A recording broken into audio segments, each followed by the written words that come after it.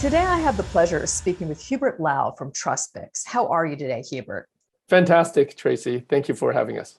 We noticed that you just put some news out recently about looking at mergers and acquisitions, or acquisitions in particular. Can you talk to us about your 2022 plan of action?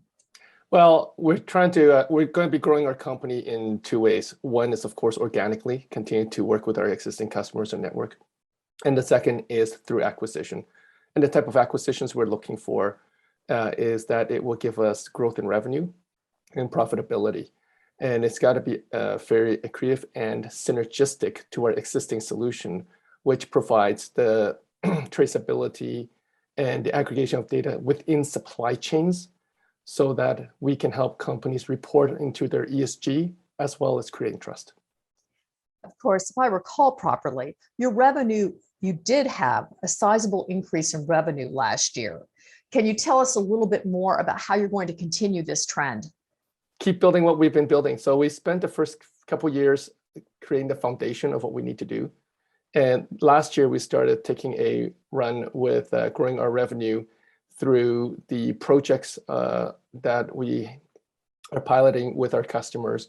This year is moving towards the commercialization of those pilots, and then continue to really focus on the growth through acquisitions.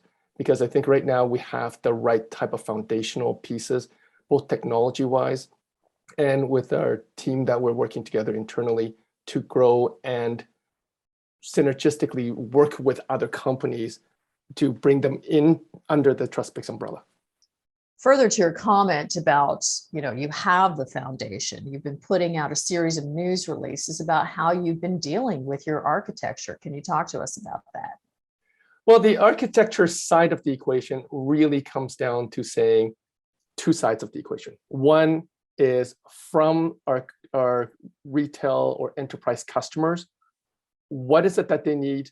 And we're analyzing quite often their corporate social responsibility report card and key metrics, as well as their ESG report cards. And so that helps us identify the needs that they have. On the other side is we continue to focus on growing the producers, the information about the food production, because by tying the two into a supply chain, we're able to really grow the value proposition we give to not just our customers, but to the consumers and to the planet. And so really when we're looking at how we're growing in terms of revenue and our strategies is really asking ourselves these questions saying, does it help the producer side of the equation, the food production side? Does it help the retailers, the enterprise side? Or does it really help on the supply chain reporting side of those equations for us?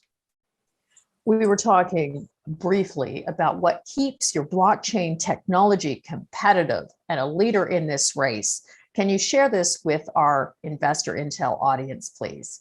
Absolutely.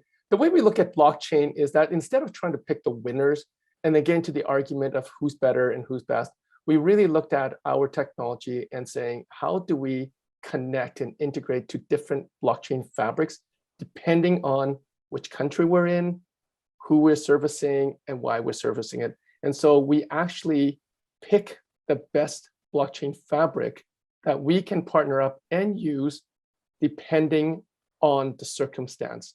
So from our perspective, we continue to work in the blockchain world, but instead of trying to become ourselves self-proclaimed the best or trying to pick a winner, we're looking at the right type of collaboration strategy so that we can answer the need of our customers. So am I correct in understanding that you are not only a disruptive technology, but you are appealing to the ESG funds at this time? Can you talk to us just a little bit about this? Sure. The best way to think about it is that right now, more and more companies are really caring about their ESG report card. And what they don't want to do is greenwash, meaning that they'll just put some fluffy information there that they can't back. So what we're bringing to the table is for these companies say, look, we have information of your whole supply chain. And because of that, you can actually get real data to support your ESG report card and the KPIs you've publicly identified. And by doing that, that gives them hardcore evidence that they can show they're moving towards their ESG targets and goals. Well, as always, Hubert, TrustBIX. Thank you so much for joining us today. And I hope you will keep us updated as we look forward to following you closely this year. Thank you, Tracy, and have a great day.